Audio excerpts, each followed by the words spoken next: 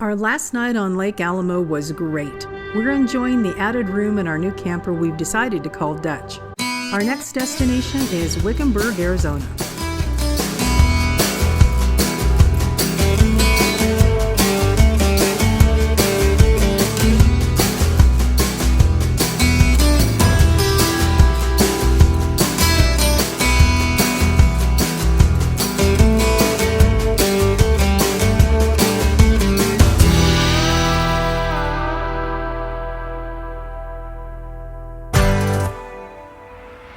We're continuing our 15-part series of traveling Arizona. As a crow flies, Wickenburg is pretty close, but we'll need to get back onto Highway 60 to get there. As we do, we'll be making our way through a few small towns. The drive should only take about an hour and a half. Looking at its location and proximity to Phoenix, you'll see it's about an hour northwest of there.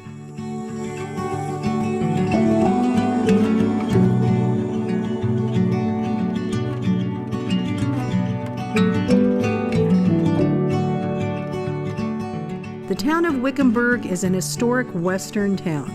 It's known for its rich cowboy history, classic Old West charm, and stunning desert scenery.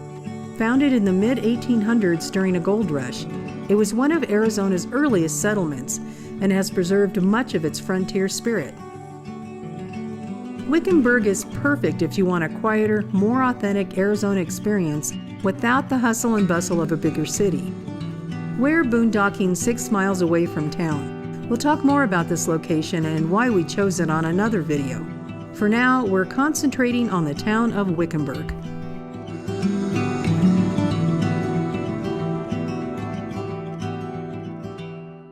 Wickenburg is a cultural goldmine. The Desert Caballeros Western Museum is seriously impressive. It showcases Western art, Native American history, and rotating exhibits that surprise even the seasoned museum goer.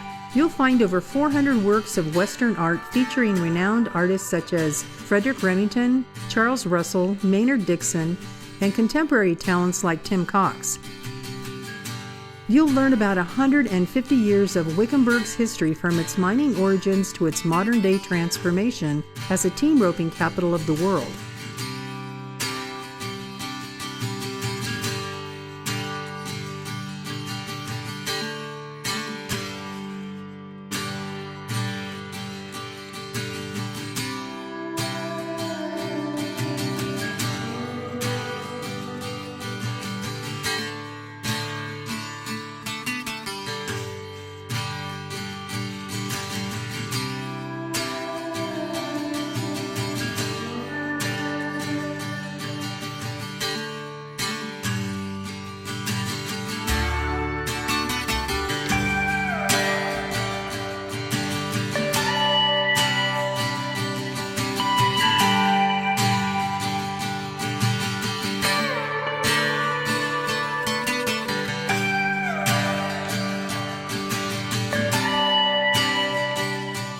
Exhibits showcase a Victorian-era home, a Western-style ranch, and a recreation of Brayton's General Store. I didn't sleep a wink last night, the storm was in my head.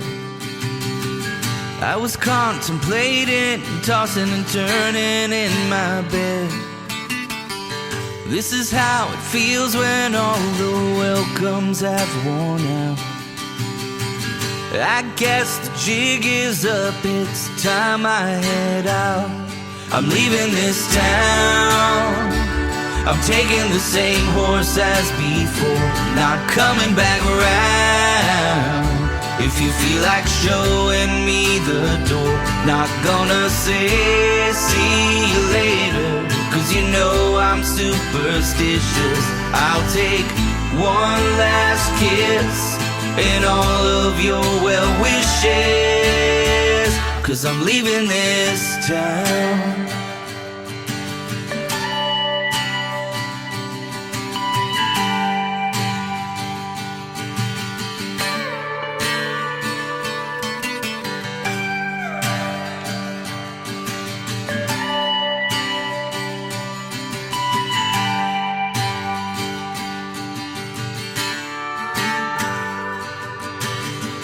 I don't need much, I'll leave my baggage all behind.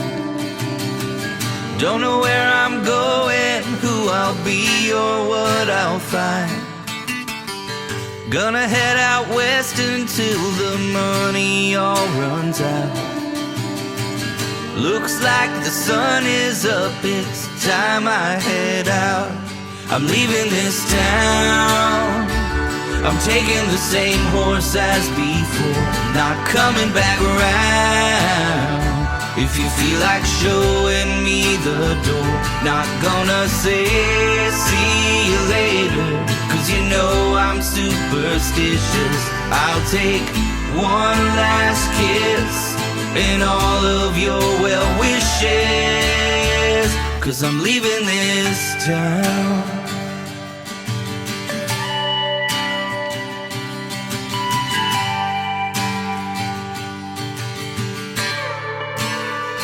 Yeah, I'm leaving this town.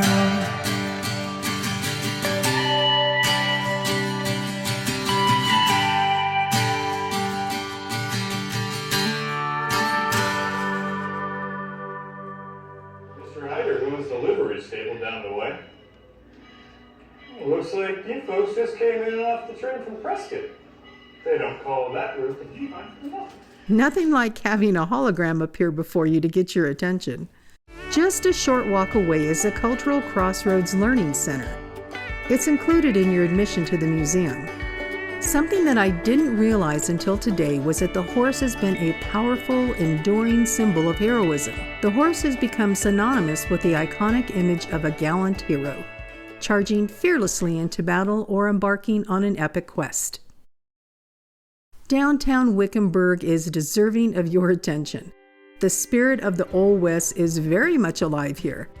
The town is known for its rich collection of bronze sculptures and beautiful murals that vividly depict the town's Old West heritage.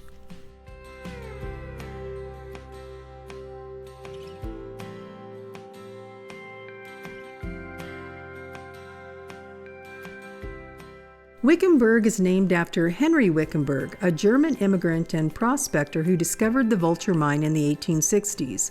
It was one of Arizona's richest mines and played a key role in the early development of the area.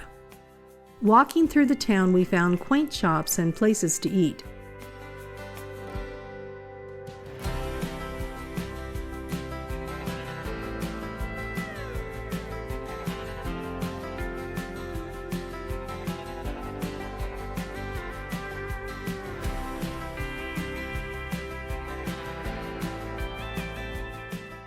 If you stop by the visitor center, you can pick up a self-guided walking tour.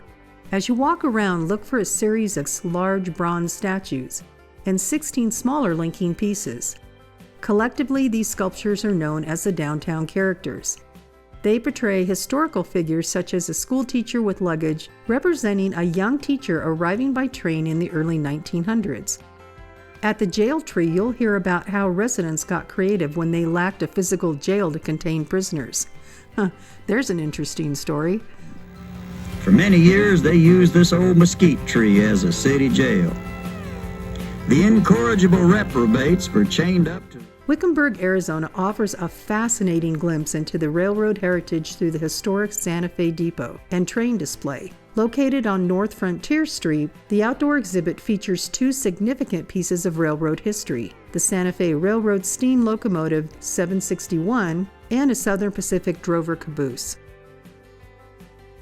The Garcia Little Red Schoolhouse in Wickenburg is a beautifully restored 1905 brick schoolhouse that offers a unique glimpse into early Arizona education. Located downtown, it now serves as a museum and community space run by the Wickenburg Children's Cultural Organization. It was closed when we stopped by, but we're told that visitors can explore vintage yearbooks, classroom replicas, and historical displays.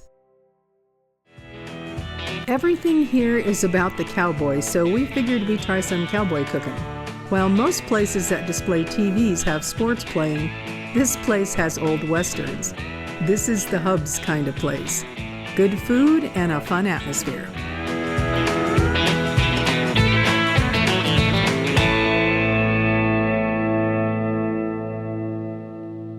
Just outside of town, you'll see a monument to Arizona's greatest mystery, the Wickenburg Massacre. A tragic event in Arizona's history occurred in November of 1871. If you want to take a trip out to the location, head west on Highway 60. It's about 9 miles from town. Just past milepost 102, look for a small unmarked dirt turnoff on the north side of the road. Park near the gate as the trail begins here. Note that a state land trust permit is required for entry. You can get this online. There's still some confusion as to what happened. In fact, the show Unsolved Mysteries had an episode on this. Here's what many think happened. A stagecoach traveling from Wickenburg to California was ambushed by a group of Yavapai Indians. Of the 8 individuals aboard, 7 men and 1 woman, 6 were killed at the scene and another died later from injuries. The sole survivors were William Kruger and Molly Shepard. Despite being gravely wounded, they managed to escape, with Shepard later succumbing to her injuries in California. Remarkably, no valuables were taken during the attack, suggesting a motive beyond robbery. The mail from the stage was open, leading some to question who actually was responsible for the attack, and some question the survivors' accounts. The event became part of a broader pattern of violence during the Indian Wars in Arizona. It contributed to the justification for further displacement of the native tribes in the area. It is said that the bodies have been moved to Wickenburg, but cadaver dogs have identified that there are still bodies here. Next week, we'll show you where we're camping and get into the desert for some scenic off-roading. Don't forget to hit the bell so you don't miss an episode. I got carded at the liquor store. While I was looking for my license, my blockbuster card fell out. He said, "Never mind."